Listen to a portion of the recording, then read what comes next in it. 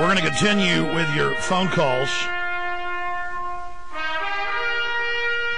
But first, I want to play the audio from this video out of California last week. And this goes to the issue of a spectator population, a cowardly population, a population that has literally lived their lives in front of a television set, sitting on their hind ends, living through other people. You got a schizophrenic, a nut, who thought that the 2-year-old baby was demon-possessed, so he's beating it to death. Can pull up more detailed press reports than we're about to play, but reportedly this went on for more than 30 minutes, stomping the child until it was unrecognizable on a major interstate highway. Hundreds of cars passing, 911 called over and over again. If I see somebody stomping on a baby, I am going to pull over and I am going to attack them. I am going to stop them. And that is weird. That is seen as radical today when that was normal a long time ago. And again, I'm not saying I'm a tough guy. Not saying, that's what's bizarre about it, is that I guess I am a tough guy that I would do this when this is just normal. I mean, I haven't been castrated, basically. And I told the story in the first hour about 5 years ago. I'm with my wife and my son. He was a little baby then, and I'm at a La Madeleine restaurant in North Austin, and I go to the bathroom, where I would have been out there quicker, and I hear all this noise when I come out, and this lady's choking with about 20 people around her. It was a busy night, like 7 o'clock at night, and they were all screaming, 911, 911, 911, call 911, and they were all arguing over who was going to call 911. And so this goes on about 30 more seconds. I start saying, do the Heimlich, and they would scream at me, you call 911, that's what we do, we call, it was all this yelling. So I had to start shoving through people. Some guy kind of shoved me. I had to shove him over. Then there was yelling, but I just ignored him. I went in. I had to push her family away from her because they were just waving their arms. And again, I had been on swim team. The time I guess I was about 7 years old, but that part doesn't matter. The point is, when I was in junior high, they offered, stay late and take a, 2-day course. So I knew the Heimlich maneuver. And so I got in there, and I got under, and I got the piece of bread out with 2 heaves. And then I got out of there.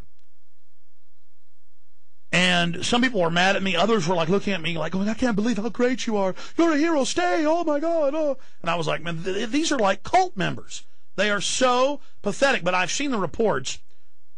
We interviewed, 3 or 4 years ago, the police spokesman, I think it was out of Toronto. And this woman had been beaten and raped with a lead pipe. She'd been beaten in the head with a lead pipe and raped. She was naked in the street on a major thoroughfare, and a major telecom company had the boss on a 4th floor laughing at her in the street, saying, no, don't call 911, we'll have to file a report. It was the dehumanization. They didn't even see her as a person.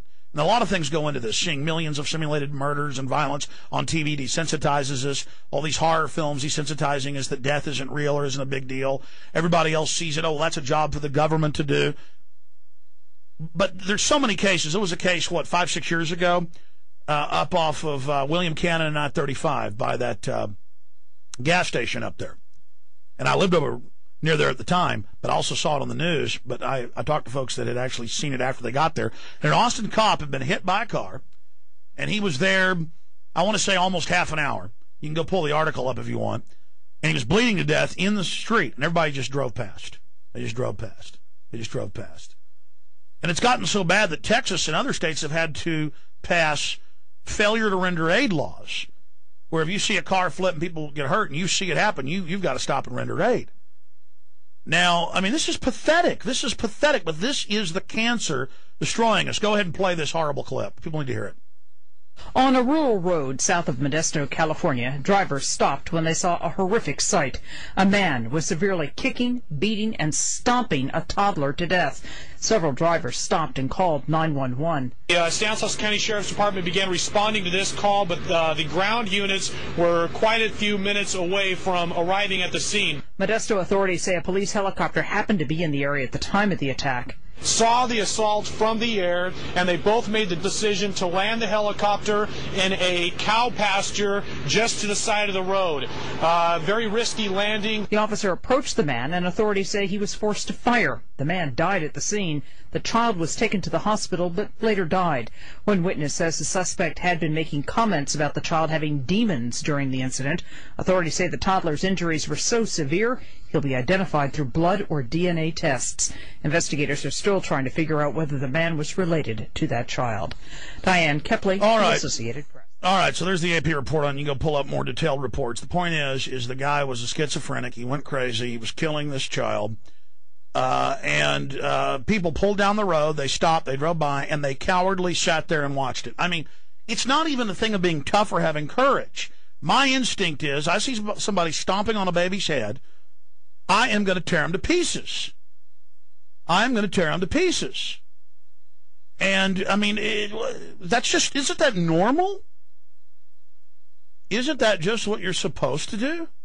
But no, these people were so domesticated, so enslaved, they waited for the police. You know, Chicago has 5, 6, 7, depending on the year. This year it's all-time records. Highest crime rate in the country, higher than any other part of the country. New York City. These are the places where the public's disarmed. They have 5, 6, 7, 8 locks on their doors. They cower in fear. The criminals run everything. The police are basically thugs in these cities, and I've experienced it. New York police just got caught and then lying about it, and then police blew the whistle inside, were sodomizing some guy for running from him. I mean, you know, it's just evil spreading.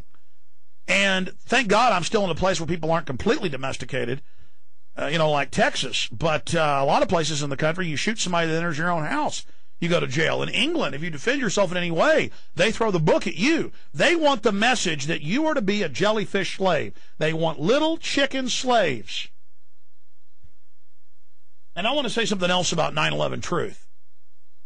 You know, I just tell it like it is. When I found out Bill Clinton's people had been involved bombing Oklahoma City, I exposed it. And that made a film about it, and there's so much evidence, I don't have time to get into it. And there's over 200 examples that are declassified. This is where it's admitted. Do you hear me? Where criminal elements of our government staged terror attacks to blame it on foreign governments, enemies, or domestic groups as a pretext to crack down on them or enslave them. And so when 9/11 happened, we looked at the evidence. It's clearly an inside job. The other side tries to lie about us or put out disinfo or whatever. It's upsetting that criminals in our government staged the attacks. It's upsetting that it's in several official Army field manuals that we posted up at Infowars.com that are on WikiLeaks that the media's covered, where Army captains are taught in special forces how to stage terror attacks. I mean, that's like a canteen and an M16. It's just part of what they do. It's part of their basic training. And I mean, I'm not going to live in denial. I'm not going to, because I don't want to believe that and that's scary, lie to myself and then say it doesn't exist. You know, we're a nation living in denial. People denied, the small minority that was for the banker takeover and said, oh, Alex, you know, they're going to use this to prop up bad mortgages. And, of course, they haven't now, and they're keeping the money. I was right about that because I read the documents. You know, I address things according to what the facts are. I look at the information, and no matter how horrible it is, I cover it, and I deal with it. And it's just that simple. So I'm begging everybody out there listening to me tonight around the world to start taking action, to stop being so cowardly. A lot of people I talk to know the government's criminal, know it's corrupt, but they're afraid to speak out and get involved. And they say, Alex, we're just so glad you're there. We're so glad you're doing the job for us. Folks, me just putting out the information isn't going to save us. It's all of you taking action. And by the way, you shouldn't be in the mindset of just believing me. You should go check out what I'm saying. And that goes for people that disagree with me.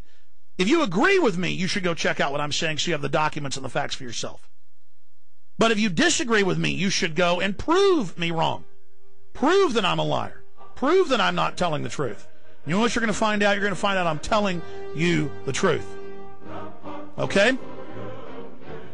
Bottom line, folks, look at history. Look at how tyrannical and abusive governments get. Look at how the bad things they do when people lay down and live in denial.